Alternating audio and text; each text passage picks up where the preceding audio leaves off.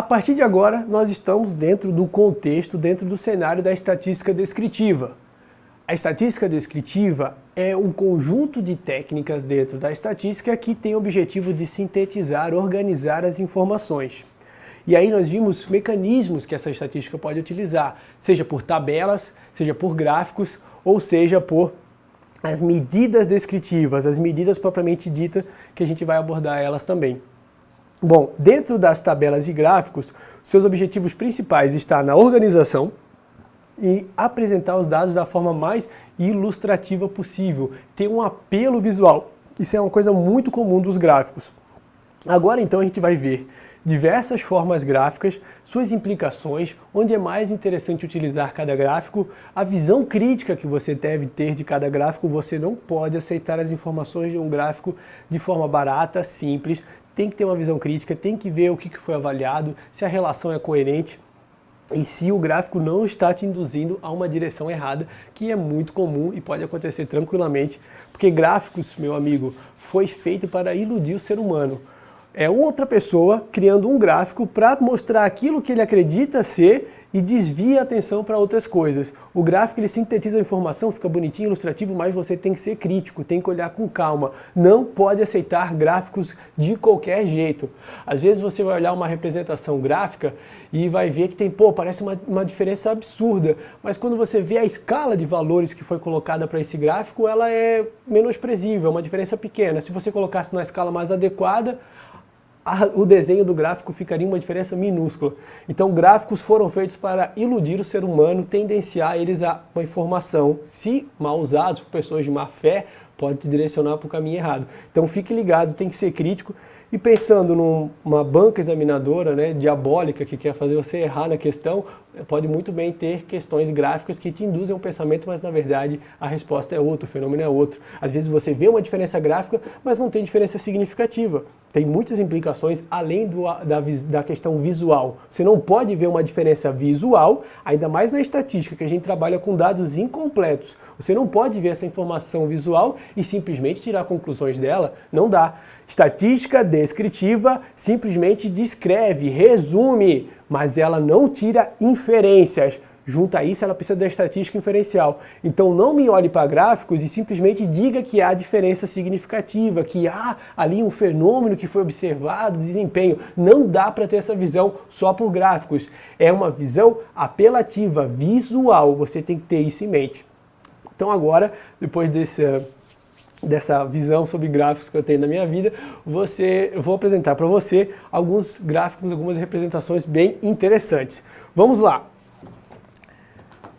Primeira forma de apresentação, ainda nós vamos estar trabalhando com uma variável só, são as representações gráficas para uma variável. Eu vou falar do diagrama de pontos.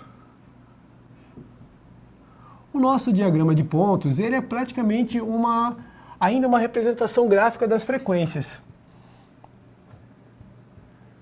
Só que ele tem umas particularidades na sua forma apresentada. Primeiro, ele só tem um eixo.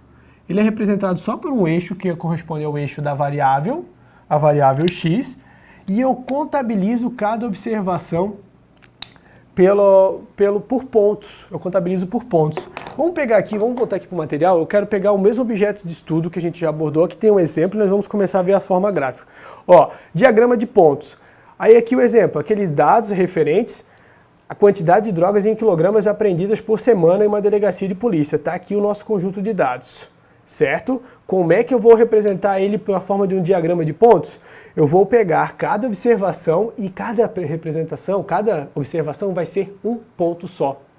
E aí a gente vai formar o diagrama de pontos. Então vamos aqui para o gráfico, vamos ver como é que é. É uma forma bem simples, mas você pode se deparar na prova. Ó, nós temos a observação 0, nós temos a observação 5, nós temos a observação 10, temos a observação 15, a 20 e mais para frente aqui nós temos a 30. Ó, eu tenho uma observação só no número 0, um pontozinho. Uma observação no número 5, um ponto. Um ponto no 10 também. No 15, eu já tenho 3 observações, 3 pontos.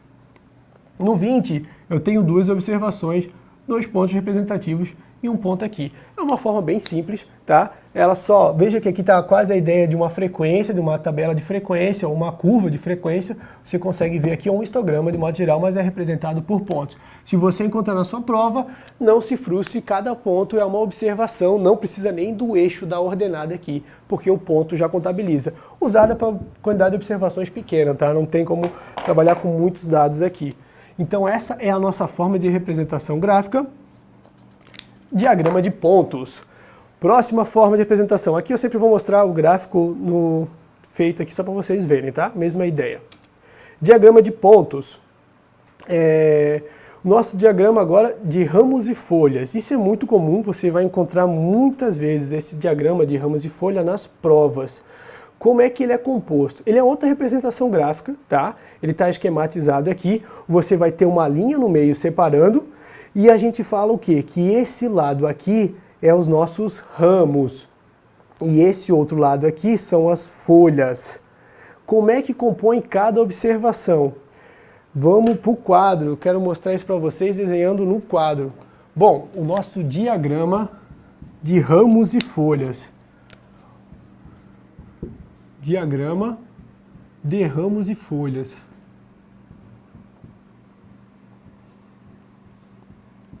Como é que ele funciona? Bom, basicamente, você vai ter aqui uma linha separando. Desse lado você tem os ramos. E desse outro lado aqui nós vamos ter o que chamamos de folhas. As folhas. Como é que funciona isso aqui? No ramo eu vou ter um valor fixo. Aqui, por exemplo, no exemplo que eu abordei, 16, 17, 18, 19, 20. E aqui nas folhas eu vou ter vários números alinhados. Deixa eu pegar aqui no exemplo. 1, 2, 2, 6, 4, 5, 4, 4. Aqui tem um 4 duas vezes. 4, 4, 5, 7, 7, 8. Aqui eu vou apresentar até o 18. 1, 1, 3, 4, 5, 5, 5, 6, 6, 7. E assim por diante. Mas o que acontece? Esse ramo representa o primeiro número, o primeiro grupo de números que vai, de algarismos que vai compor o número. E aí, cada observação consiste no quê? Na concatenação. Eu vou concatenar um ramo com suas respectivas folhas. Então, a minha primeira observação desse conjunto de dados consiste no quê? Em 161. Ali está o nosso objeto de estudo. Vamos supor que eu estou avaliando a altura, né? Aqui em centímetros, por exemplo, a nossa primeira observação é 161. Por quê? É o ramo 16 concatenado a um número. A próxima observação, 16 concatena com 2. 162. Então, eu tenho aqui os algarismos que concatenados vão formar o meu número. Próxima observação, 162 também, e assim por diante vai formar todo o meu conjunto de dados. Para mim saber quantas observações eu tenho no total, basta somar cada folha, pois as folhas representam cada observação numérica que concatenada ao ramo vai formar o conjunto de dados. Então vem aqui para o material, para o nosso slide. Então, como é que eu formo? A concatenação do ramo com a folha gera uma observação. Ele também fornece a ideia da distribuição e a frequência, porque se eu pegar aqui, tá virada no outro sentido, mas está a frequência ali indiretamente. Dá a ideia da distribuição dos dados. E além disso, aqui seria uma forma de como os dados são representados, né? Se eu pegasse cada um concatenasse certinho, eu teria esse conjunto de dados. Veja que já serve para dados numa escala mais média, né? Porque eu já consigo representar bastante dados. Ficou bem resumido aqui. Ficou bem resumido e tem uma quantidade considerável de valores comparado aos exemplos que a gente já havia abordado. Bom, próxima forma de organizar os dados. Agora aqui, meus amigos, nós estamos trabalhando com tabelas, nós estamos trabalhando com informações tabeladas. Só que diferente da tabela de frequência, que eu estava estudando apenas uma variável só, aqui eu vou estar trabalhando com a relação de variáveis. Então as tabelas podem ser trabalhadas para relacionar variáveis diferentes. Um exemplo qualquer, informações sobre o concurso das carreiras policiais. Tudo fictício aqui, tá? Foi chutômetro. Ó, eu tenho a primeira variável, concurso. A minha variável que é qualitativa de natureza nominal, não tem ordem. Polícia Federal, DPEM, PRF, Polícia Legislativa. Número de vagas. Opa, aqui é uma contagem. Eu tenho uma variável de natureza quantitativa discreta. Número de inscritos também é discreta. Remuneração, uma variável quantitativa, contínua. E por último, a dificuldade, aqui um critério subjetivo qualquer, alto, média, baixa, aqui já é uma variável qualitativa ordinal. Só para mostrar para vocês que as tabelas podem, além de relacionar a frequência, podem relacionar diferentes variáveis. E cada linha vai fazer a associação dos valores de cada variável. Então eu posso interpretar aqui, a Polícia Federal tem 600 vagas, 85 mil inscritos, remuneração de 12.600, considerar dificuldade de alta por algum critério qualquer. Isso aqui é só hipotético. Tá? As tabelas vão fazer esse alinhamento. Onde que as tabelas são mais interessantes? Em bancos de dados, porque a gente trabalha com muitas informações, a gente tem muitas variáveis, que no banco de dados a gente chama de atributos, e aí a gente precisa ordenar eles em tabela, fica muito mais útil. Aí eu estou trabalhando com variáveis diferentes, a forma de representação gráfica para mais de uma variável. Até o momento eu estava vendo uma variável só. As tabelas de frequência que nós abordamos e também teve o diagrama de folhas, o diagrama de pontos, todos eles eu estava analisando uma variável só. Tá, agora a gente vai começar a abordar outros gráficos, gráficos que vão trazer relações entre variáveis. Ó, aqui nós estamos trabalhando com mais de uma variável agora, fique atento com isso. A primeira relação que a gente pode abordar é a relação de uma variável qualitativa com uma variável quantitativa. Aí aqui eu vou dar um exemplo, um objeto de estudo qualquer, quantidade de prisões efetuadas por mês nos estados do Sudeste brasileiro. Um exemplo qualquer, valores fictícios. Aí aqui eu tenho os 4 estados do Sudeste brasileiro, Rio de Janeiro, São Paulo, Minas Gerais e Espírito Santo. Aí eu tenho formas gráficas de representar isso. Como é que eu vou representar? Vamos lá para o quadro. A nossa próxima forma de representação, aqui eu já estou analisando mais do que uma variável. Lembre-se disso, forma de representação gráfica para mais de uma variável. Aqui eu vou trabalhar com o nosso diagrama, não, desculpa, diagrama não, eu vou trabalhar com gráficos que relacionam variáveis. Esse primeiro gráfico que eu vou mostrar para vocês é o gráfico de colunas. Gráfico de colunas. Por que o gráfico de colunas é mais apropriado para trazer a relação de duas variáveis? Duas variáveis que seja uma qualitativa e a outra quantitativa. Eu vou mostrar para vocês por quê. Bom, eu tenho os 4 estados do Sudeste brasileiro. Aqui a ordem tanto faz porque elas são variáveis nominais. São Paulo, Espírito Santo, Minas Gerais, São Paulo, Espírito Santo, Minas Gerais e Rio de Janeiro. Estava trocando aqui qual que era o próximo. E Rio de Janeiro, tá? E aqui, ó, aqui eu tenho os estados. E aqui eu vou ter a minha variável que eu estou medindo, que é uma variável quantitativa discreta, né? Quantidade de prisões, é contabilizações. Então aqui é quantidade de prisões. Ó, em São Paulo, o que eu observei? Eu observei 5 mil ocorrências de prisões no mês, 5 mil. Olha isso aqui, então eu vou representar esse tipo de gráfico aqui, ó, um gráfico de coluna, e a altura da coluna vai até o valor 5 mil. No Espírito Santo eu observei 2.600, vamos botar aqui mais embaixo, 2.600. Aqui no Espírito Santo, a altura dessa coluna vai até 2.600, é uma altura menor. Em Minas Gerais eu observei 3.200, uma altura um pouco maior que o Espírito Santo. E no Rio de Janeiro eu observei quase 6.200, uma altura a maior de todas as alturas. Ó, o que eu tenho aqui? Eu tenho gráficos de colunas e eles são os mais apropriados para representar variáveis de natureza qualitativas, porque uma coluna dá uma ideia de sedimentação, uma ideia de algo concreto, algo rígido, firme, sedimentado, essa era a palavra que eu queria falar. E aí você consegue ver que uma variável qualitativa, não existe transição entre São Paulo e Espírito Santo. Não para essa variável. Se estivesse falando de distância, quilometragem, poderia ter. Mas o que é a quantidade de prisão que ocorre daqui para cá? Não existe. Então a coluna é mais apropriada, porque dá essa ideia rígida. Essa variável é uma classe, é uma categoria, e aí a coluna representa uma variável qualitativa. E a altura dessa coluna são as quantidades, que aí eu associo a nossa variável quantitativa. Então esse é um gráfico apropriado para trabalhar justamente com essa relação. A relação de uma variável qualitativa, categórica, classes definidas com sua quantidade. Você pode encontrar também o que nós chamamos de gráfico de barras, que nada mais é do que a inversão dos eixos. O gráfico de barras, ele apenas vai mudar, ele vai colocar o que eram as colunas, que vão virar barras, ele vai colocar no eixo das ordenadas. Então aqui, gráfico de barras.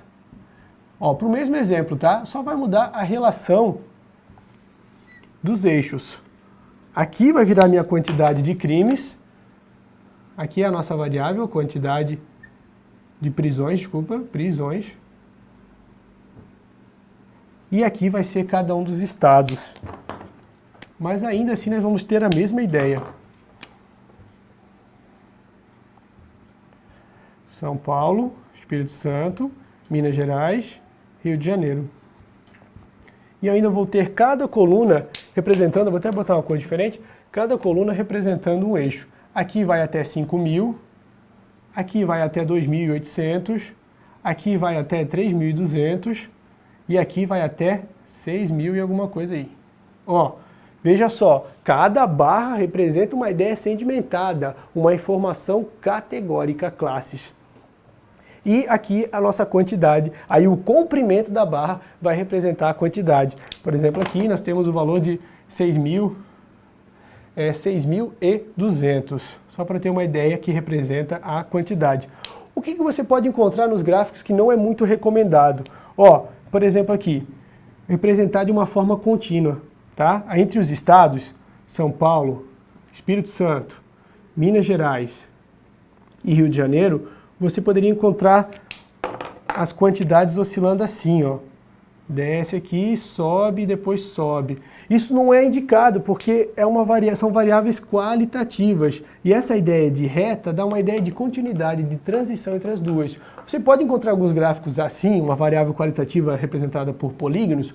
Pode, mas não estaria completamente correto, tá? A ideia, eu quero que você olhe para esse gráfico e associe a sedimentação a uma variável qualitativa. Outra coisa, muito cobrado em prova, muito cobrado nas provas de estatística. Ele vai te dar esse gráfico e vai dizer que é uma tabela de frequência. Errado, não é uma tabela de frequência. Por quê? Eu estou estudando duas variáveis diferentes.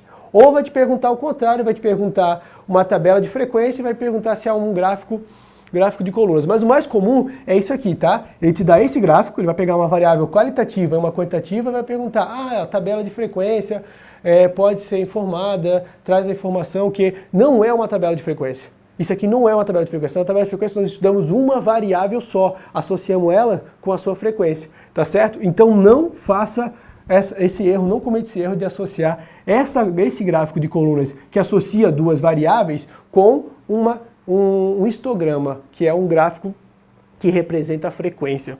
Bom, outra forma ainda para o mesmo exemplo, outra forma de representar é a utilização de um gráfico de pizza, que também a gente chama de setores. Gráfico de setores ou pizza. É uma outra forma gráfica que ainda eu vou estar focando em quem? Nas variáveis qualitativas com uma quantitativa. Gráfico de setores. Nos gráficos de setores, a gente vai ter a seguinte representação gráfica. Eu vou ter um círculo. Isso é o setor. E cada setor vai representar uma variável, cada setor fragmentado desse círculo vai representar uma variável qualitativa, que no nosso exemplo vai ser os 4 estados. Então, o maior setor a gente sabe que vai ser o Rio de Janeiro, porque ele teve maior ocorrência de prisões. Então ele vai ter um setor mais ou menos assim, digamos, tudo hipotético. Aqui vai ser o Rio de Janeiro. O próximo setor, que vai ser um maior, mas um pouco menor do que Rio de Janeiro, vai ser São Paulo. Vamos supor que ele tem isso aqui, um pouquinho menor.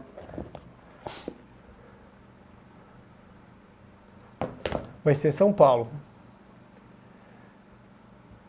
Por último, a gente sabe que Minas Gerais vai ser um pouco maior e Espírito Santo vai ser o menor deles. Ó, vamos supor que aqui Minas Gerais é um pouco maior e Espírito Santo fica com o último. Aqui só uma representação gráfica. As escalas não estão bem calculadas certinho, mas o importante é que você entenda que vai ser um gráfico de pizza. Aí você vai ter geralmente cada setor ilustrado com a sua respectiva cor. O gráfico bonitinho, já vou mostrar ali nos slides, que né, desenhar não é muito a minha habilidade. E aí a gente vai ver aqui, ó, cada setor desse vai estar desenhado e vai representar uma variável qualitativa. Veja o que aconteceu aqui. Eu tirei o foco na variável quantitativa, que antes era representada pelas alturas. Aqui simplesmente eu sei que a área do setor simboliza ela, mas o foco maior está no quê? Nas variáveis categóricas. E aí provavelmente eu tenho uma legenda aqui dizendo o que é cada estado, Rio de Janeiro, com a sua respectiva cor. E o que acontece? A variável quantitativa, ela não vai estar expressa aqui. Você não sabe o que é a quantidade de prisões. Onde que vai ter essa informação? No título do gráfico. Então ela perde um pouco o enfoque. Você vai achar no título do gráfico o que quer dizer a quantidade de cada setor desse gráfico. Outra conta, um cálculo aqui que caiu uma questão de prova uma vez, que costuma perguntar, é a relação do ângulo que o setor vai se formar dentro de todo o gráfico de pizza. Basicamente você estabelece a seguinte relação, tá? Ó, 360 graus corresponde a um ângulo completo. 360 graus vai acumular 100% da observação. Com essa relação aqui, você consegue desenvolver gráfico para você consegue desenvolver uma regra de 3, né? Para qualquer setor específico. Aí vamos supor que você tem a quantidade específica aqui de São Paulo, que equivale a tantos por cento. Aí você faz uma regra de 3, 29% corresponde a qual ângulo? E facilmente numa regra de 3 você consegue achar o setor, isso aí aqui nós vamos estar calculando, ó, o setor que vai corresponder à área dentro do gráfico de setores, dentro do gráfico de pizza.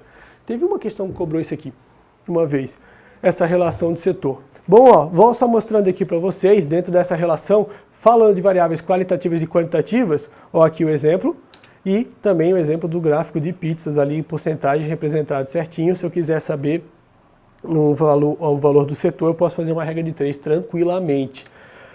Vamos para o próximo estudo de relação. Eu estou estudando a relação de uma variável quantitativa com outra quantitativa.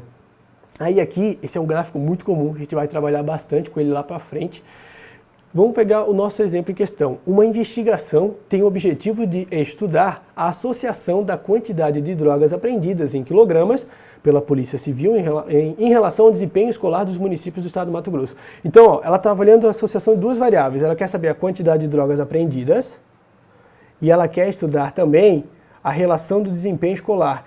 O que eu estou querendo ver aqui? Eu estou querendo ver se existe uma relação entre essas variáveis. Se o desempenho escolar está associado à quantidade de drogas que eu aprendo lá numa região, no estado do Mato Grosso do Sul. Eu quero fazer uma pesquisa, uma análise sobre o nível de escolaridade e a quantidade de ocorrências de drogas. E essas foram as duas variáveis que eu analisei. Aí o meu eixo X e o meu eixo Y podem ser qualquer uma das duas variáveis que eu determinar. A quantidade de drogas apreendidas em quilos e o desempenho escolar aqui representado por notas. Como é que eu faço essa associação? Como é que eu estudo elas? O melhor gráfico para estudar a associação entre as variáveis, saber se existe uma correlação, o último tópico que a gente vai abordar mais para frente, correlação, a gente faz um gráfico de dispersão. Então a gente vai abordar esse gráfico agora, gráfico de dispersão.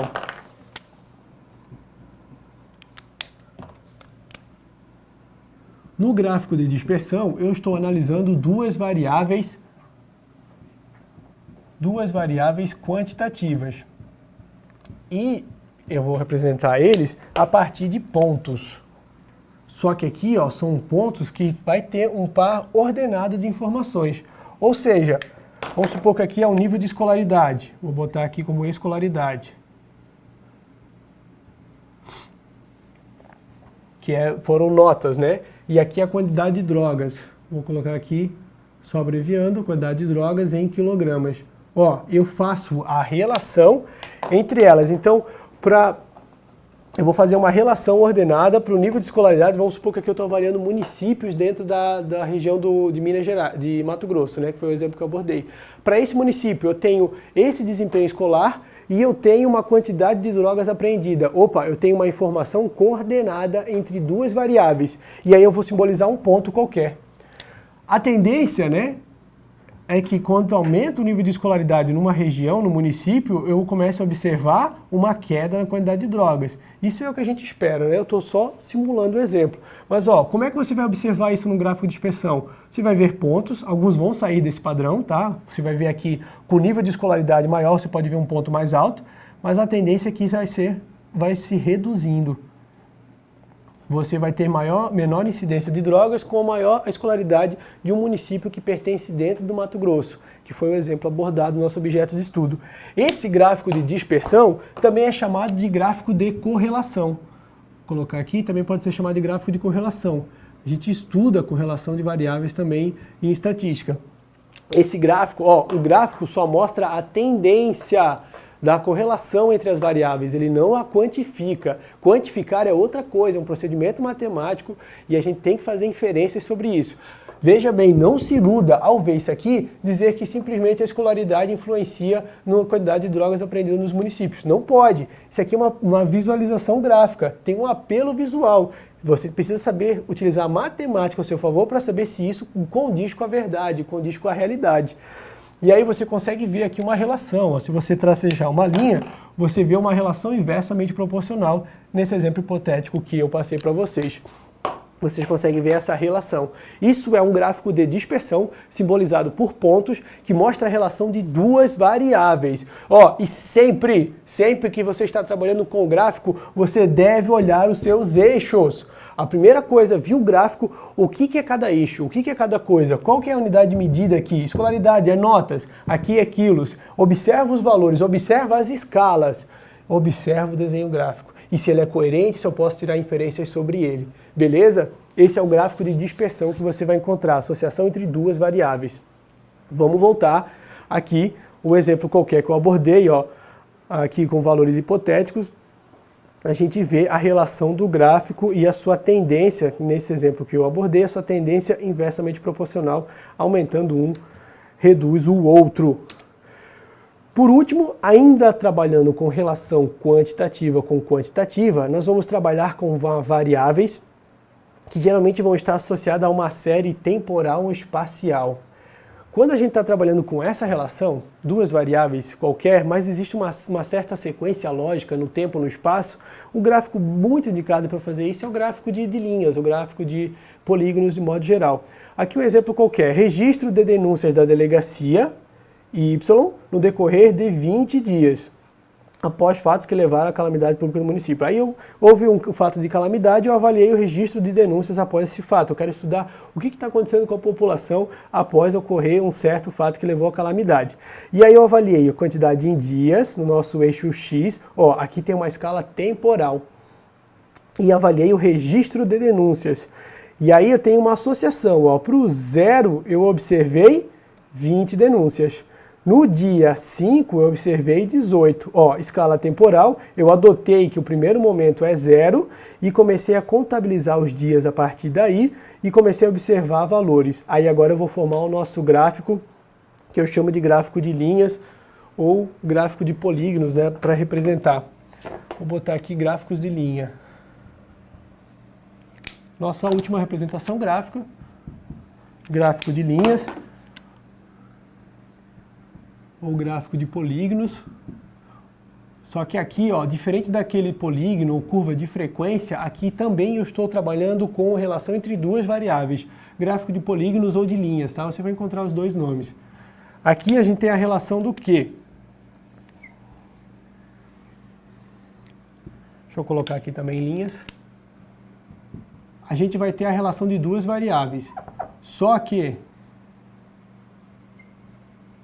geralmente, a variável que tem uma certa sequência lógica, uma escala temporal ou espacial, ela vai estar representada aqui nesse eixo, que nesse caso é tempo. O tempo em dias.